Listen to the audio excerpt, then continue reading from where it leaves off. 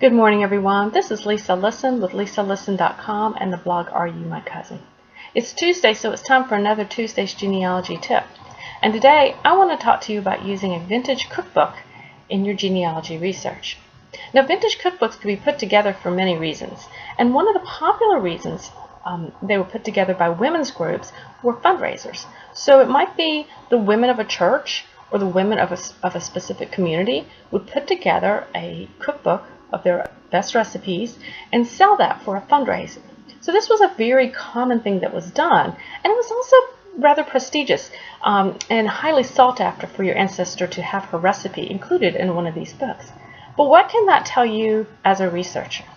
Well, if your ancestor's recipe appears in a book and credit is given to her in that cookbook, well, you obviously right there have a time and a place for your ancestor.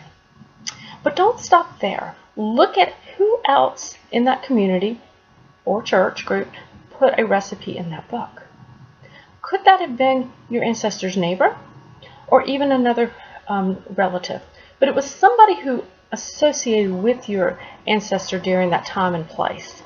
So that's a wonderful way to develop new avenues of research as you proceed in your family line.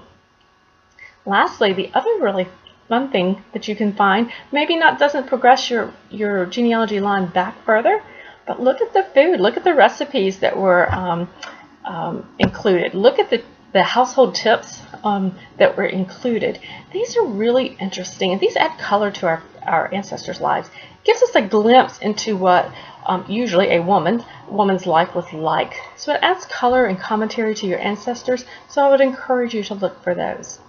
So lastly, here's what I'm going to leave you with. Go see if there are vintage cookbooks for the area where your ancestor lived.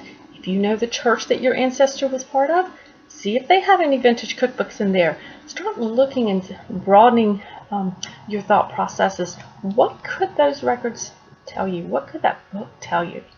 All right, guys, enjoy, and I'll talk to you next week. Bye.